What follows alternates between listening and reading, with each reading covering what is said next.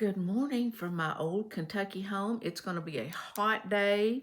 It's July the 4th of 2025 on Friday. And I know many people are excited they're going to celebrate the 4th of July tonight and tomorrow night and Sunday night. We're going to have fireworks on top of fireworks. And I don't like fireworks. Now, I used to when I was younger because I would enjoy like going to our little town and they would shoot fireworks off at, like 10 o'clock. Then when I started getting older and I've had little dogs that are terrified of the storms and the fireworks, I hate them.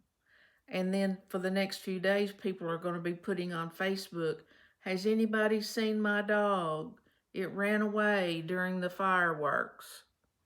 So I'm not going to be a part of that. So I'm going to be a Debbie Downer on fireworks. So I know a lot of you are being excited about the fireworks, but not me. Well, I meant to write that down and I forgot. I think this morning I had 892 subscribers. And you know us YouTube people got to be looking at those numbers. So I was sitting on the couch this morning, and for some reason, I think my husband, which if you've not watched me before, I've had this channel since the end of February, and my husband still does not know about it. So it's kind of a running joke between all of us that he doesn't know, and it's kind of we've just kind of laughed about it and joked about it. I almost told him this morning, but I didn't. Because the time just wasn't right. But I've decided, since I've got, I think it was 892, maybe 893. Now, I'm not that far off from having 1,000. And of course, that's, when you're doing YouTube videos, it's like a game. You reach this first level, and then you want to get to the second level and the third level. And it's like a constant competition with yourself on climbing this ladder.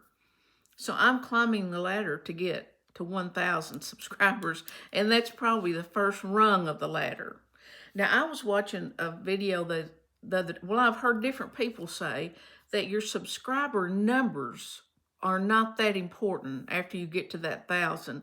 What's important is your views and people pressing like and even commenting is very important. So if you don't like to write out a comment, if you would just in the comments put a heart, we would know that you like that. Plus, YouTube, whoever they are, likes comments. Okay, anyway, this is what I've decided. When I reach 1,000, which I know that could happen this weekend because I only like 100 and what, Lois? You figure it up. You say you're 1,000 minus 892 would be 108. Just 108 more people need to subscribe. And then I'm going to tell him. And then I'm going to tell you what he said. I just somehow feel like he's a tiny bit suspicious that something is going on.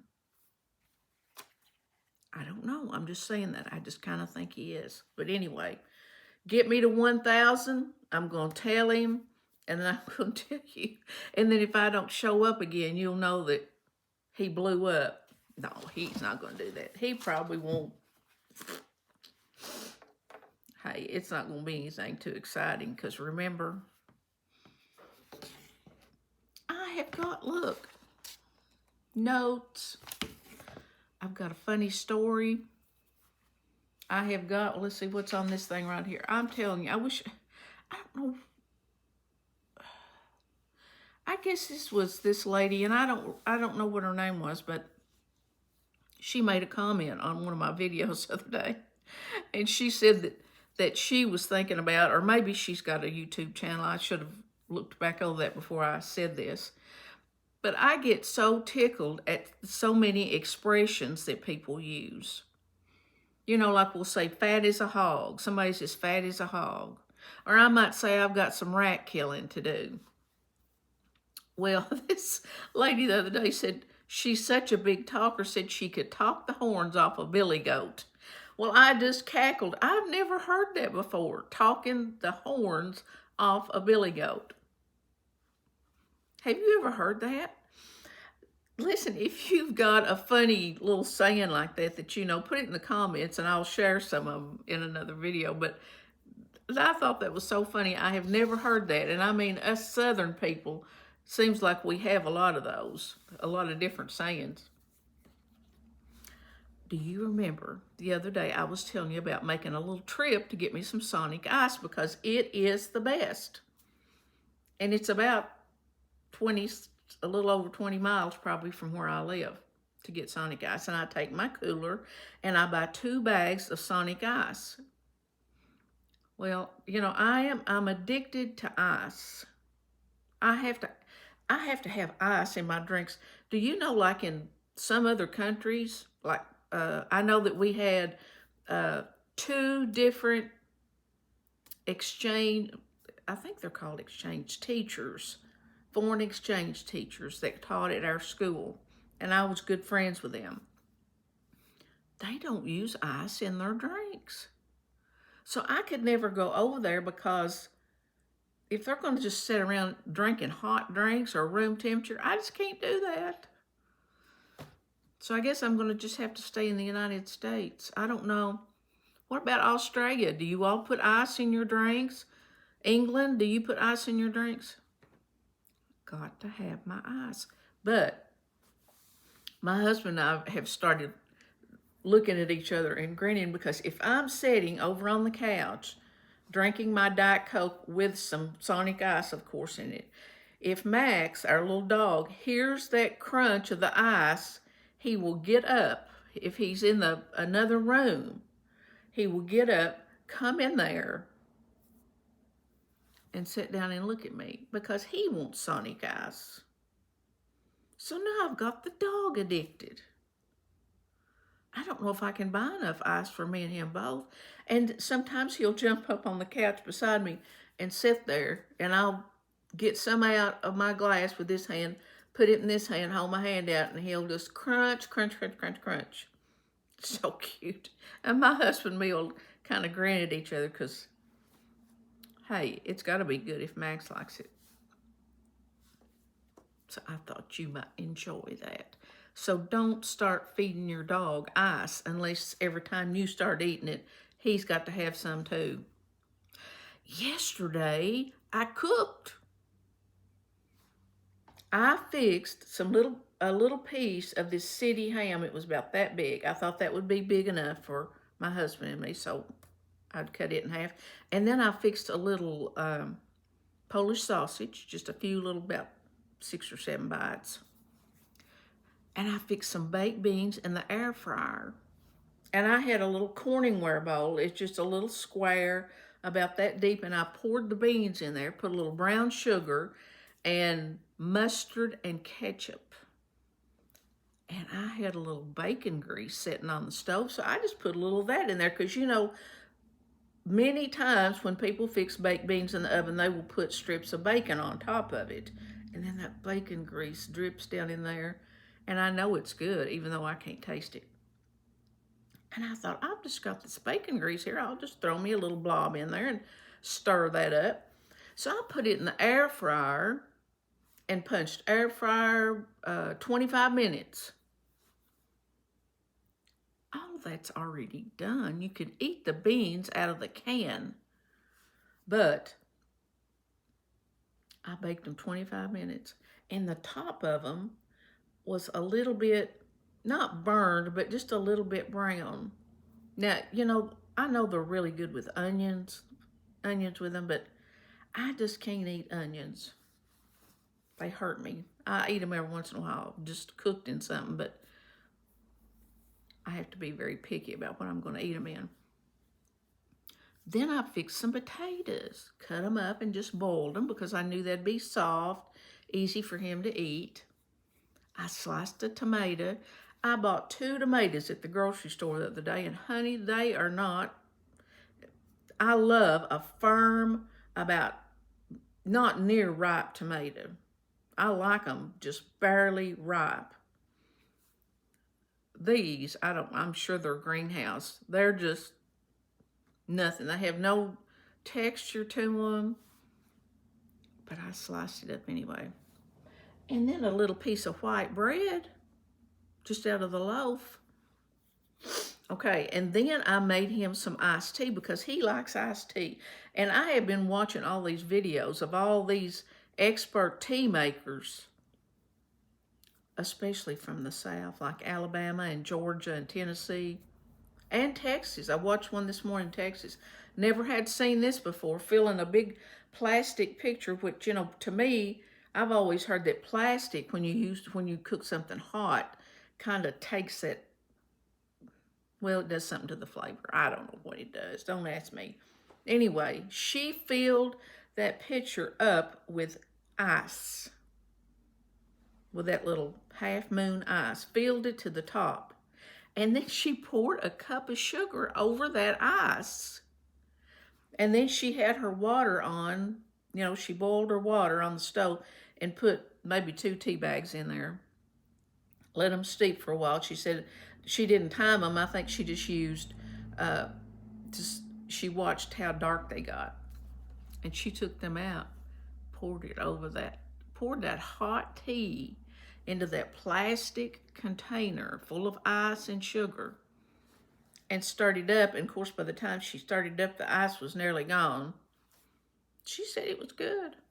But anyway, I fixed my husband some yesterday. I used 6 cups of water, brought it to a boil, and then I used 3 of the family-size Lipton tea bags. I take that boiling water off the burner, put the 3 tea bags in there, and I usually let them stay 5 to 8 minutes. But I don't squeeze them or anything. Now, some of these videos, they do squeeze them, but I didn't. So I just took them out, put a cup of sugar in there and stirred it up. And then that's it. I don't put any ice in it then. I kind of let it cool down itself. But I put it in little pint jars. And then I let it set out for a little while and let it cool down a little bit. And then I put a lid on them and put them in the refrigerator. So now, well, my husband's not going to get one out of the refrigerator. I can get one out of the refrigerator and take it over there and let him just drink it out of the jar. We love to drink out of jars. If you've never tried it, it's kind of fun if you want to try it. But back to the lunch, he didn't like it too much. But nice try. Another thing about food, I'm not going to show you any grocery hauls that I get because you would be very depressed. But a few weeks ago, I was at the grocery, and I like sweet potatoes on occasion. I do really like them fried, but I don't like to do it. If somebody would just fix me some, you know, I'll eat them. But I got 2 nice looking sweet potatoes. And I put them in one of those little bags, you know, at the grocery. Well, when you get home, where do you store a sweet potato? Well, I think I'll just put them under the sink with all my cleaning supplies and my wax paper and my Reynolds wrap and my mouse traps. Yeah, that sounds like a good place, doesn't it? Well, yesterday I was looking under the sink for some soft scrub, and I saw 2 sweet potatoes in the little bag I'd put them in, and I thought, well, I better get those out of there, and got them out. One of them's just rotten as can be. And then the other one, being smashed in there with the rotten one, was starting to rotten. So I just put them in the trash can. What else are you going to do? It's kind of like buying a stalk of celery. I've heard people say, you know, you buy these things, put them in the vegetable drawer in your refrigerator and wait for them to rot, and then you throw them out. That's me. A head of lettuce, celery, a cucumber. Does anybody else do that besides me? Raise your hand if you do. Oh my goodness. Hey, I've decided, you know Larry the Cable Guy, and he does all those funny, he is hilarious. Sometimes he says stuff maybe a little bit off color, but he is hilarious, you'll have to admit it. He always says that, get her done, and that's what he's known for from the time that he started doing that comedian, whatever. I was thinking, are you a get her done type of person? I think, now I'm not sure, I'm not saying this is 100%, but I'd say it's 99, wait a minute, I'm going to say 98% of the women are more get her done than men. Do you agree? Is your man a get her doner? Mine's not. For example, this is one of a zillion examples I could give you. We have this field we keep the horses in, and we have it bush hogged twice a year. Well, guess whose idea it is to always say, don't you think we need the horse field bush hogged? Now, I know it's been wet, and we've had a lot of rain this spring, and that field looks awful. And when we look out our front windows, that's what we see, is that field. And there are weeds probably grown up to my shoulders. It's so depressing to look out there. And then those poor horses who my daughter says are so fat they can't hardly walk, they'll get out there and scrounge around trying to find them something to eat. So yesterday morning, I said to my husband, because I like to do things in agreement, but if I had never mentioned it, this field would not be mowed probably all summer or ever, because it doesn't bother him. So I walked over to him and I said, do you think we should call our neighbor that always mows it and see about getting the horse field mowed? And he said, well, maybe. And I said, when do you think would be a good time? Now that's where the problem comes in. I think that most men don't give a hoot when you're going to get something done. You can talk about it. It's like that little joke I put on there the other day. You know, we said that this man was sitting in his rocking chair rocking, and he said, just when you tell me to do something and I've not done it in 6 months, you don't have to keep reminding me. That's kind of how I think a lot of men are. Now, some of you women have said you've got men that take care of everything, and if you do, you better thank your lucky stars. So when I asked my husband yesterday, when do you think would be a good time to get the field mowed? You know, he don't care. So I just picked up the phone and called this guy that mows it for us. And I said, we need the field mowed. He was over there yesterday afternoon and mowed the field. It took him about 4 hours because it's like 2 hillsides that go down into a little valley. And it's dangerous. I wouldn't, well, I'm not going to get on a horse. I'm sure not going to get on a tractor and try to drive it around. He got that mowed, and it looks great. And the horses are tickled to death. They have been out there just trying to munch away on finding them some fresh grass, you know, that was hidden by those big weeds. Get her done. That's what I do. I just have to get her done, whatever. Now, I do have another little problem. In the bathroom, one of the cold water faucet is leaking, and it has been for a while. Now, it's not just a one big solid drip, but it's drip, drip, drip. I walked into the living room the other day to my dear husband, and I said, I hate to tell you this, but there is a drip in the bathroom sink. He looked a little bit shocked. And I said, if you could somehow go in there, maybe I could get a chair and he could sit in it. I know how to turn the water off underneath the sink because I've had to do it here at my little house. I said, if you could show me how to take that faucet off and put a new washer in it, I think I could do it, but I don't know how to get the handle off.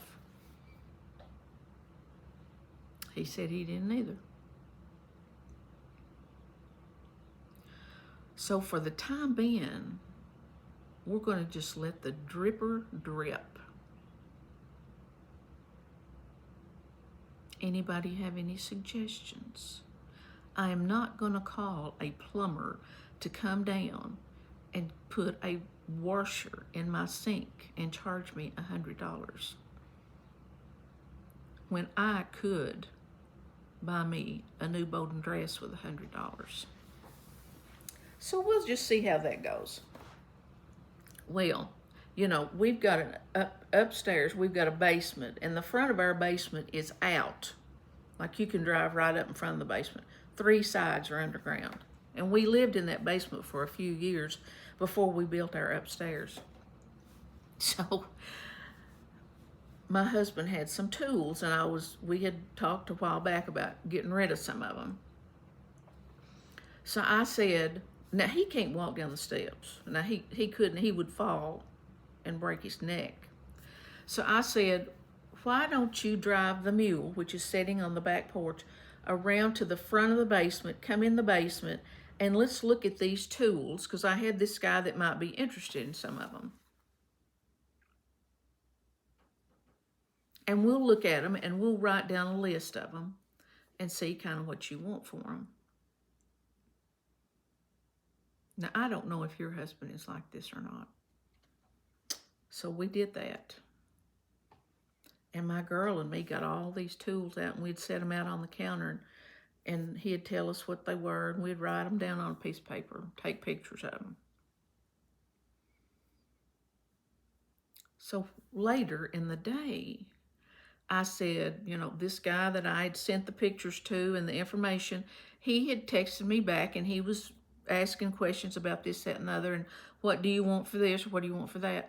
Well, we had a little price list that this one guy several years ago had put down like maybe $1,000 for I'm just making that number up. $1,000 would have been the original cost, but he thought it would be worth $500. You know, he took about half is what his estimate was that we could resell them for. Well, I don't know. And I mean, you have to think about this, because I'm the same way. You know, I told you with the Bowden dresses, they're about $100 a piece. If you can find some even over $100. But if you get one for $100, you know, I took those 11 to the consignment store the other day. I'll be lucky to get $5 out of them. And that's just realistic.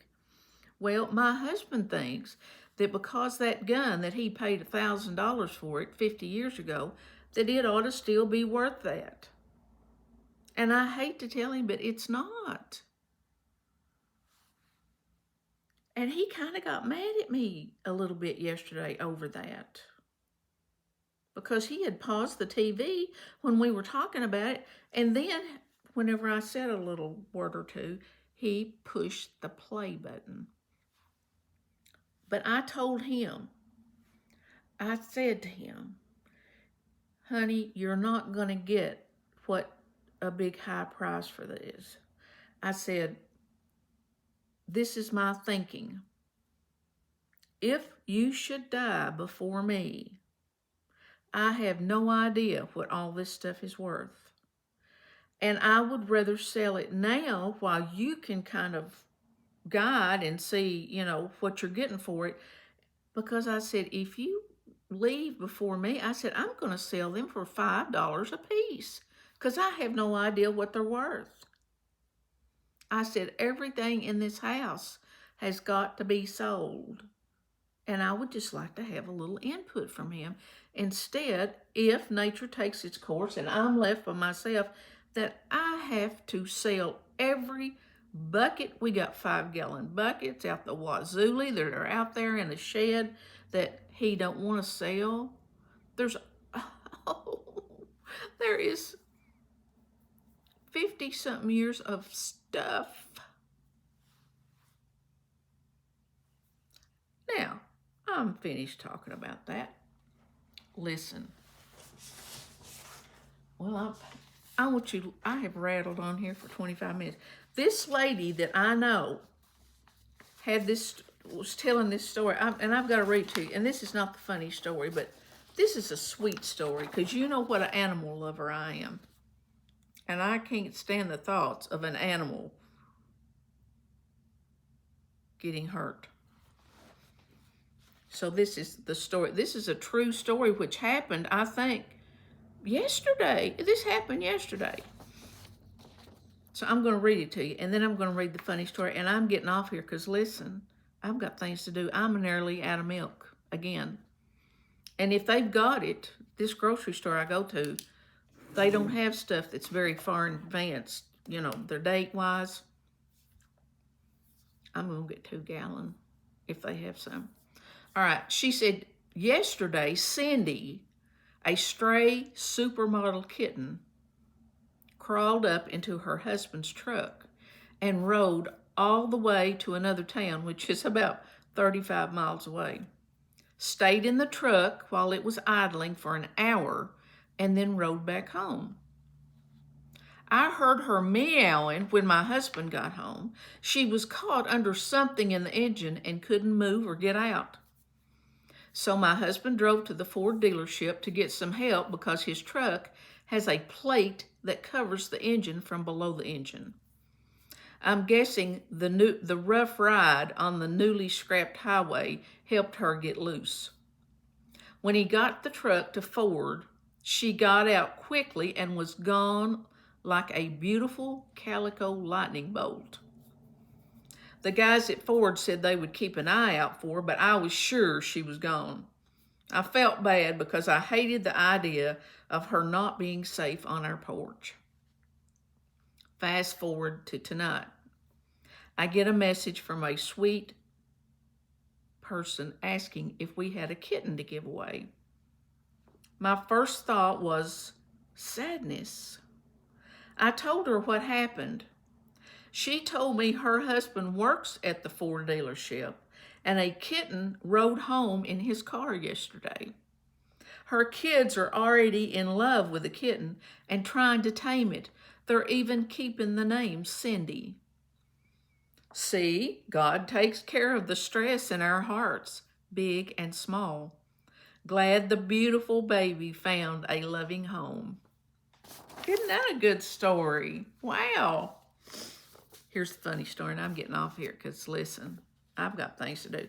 I may go to my sister-in-law. This is my brother that passed away, his wife, my 3 nieces. They've just texted this morning. They're going to have a picnic this afternoon, a cookout. I might go. Here's the funny story. A man walks into a restaurant with a full-grown ostrich behind him. The waitress asks for their orders. The guy says a hamburger, fries, and a Coke, and turns to the ostrich. What's yours? I'll have the same, said the ostrich. A short time later, the waitress returns with the order. That'll be $18.40, please. The man reaches into his pocket and without looking pulls out the exact change for payment. The next day, the guy and the ostrich return to the same restaurant and the guy says, a hamburger, fries, and a Coke. The ostrich says, I'll have the same. Again, the guy reaches into his pocket and pays with the exact change. This becomes routine until one night they enter the restaurant and the waitress asks the usual. No, this is Friday night, so I'll have a steak, baked potato, and a salad, says the guy. Me too, says the ostrich. The waitress brings the order and says that'll be $42.62. Once again, the guy pulls the exact change out of his pocket and places it on the table. The waitress can't hold back her curiosity any longer. Excuse me, sir, how do you manage to always come up with the exact change out of your pocket every time? Well, said the guy, several years ago I was cleaning my attic and found an old lamp. When I rubbed it, a genie appeared and offered me 2 wishes. My first wish was that if I ever had to pay for anything, I would always put my hand in my pocket and the right amount of money would be there. That's brilliant, said the waitress. Most people would wish for $1 million or something, but you'll always be rich as you want for as long as you live. That's right. Whether it's a gallon of milk or a Rolls Royce, the exact money is always there, said the guy. The waitress asked, but sir, what's with the ostrich? The guy sighs and answers, my second wish was for a tall chick with long legs who agrees with everything I say. Listen, have a great day. Have a great 4th of July. Be safe. Be thankful. Be nice. Be kind. I didn't even talk about all the stuff I wanted to, but see, I'm kind of like my friend that watches that I think I could talk the horns off a billy goat. Have a great day, and we're looking forward to 1,000 subscribers maybe before this weekend is over. So have a great day. Bye.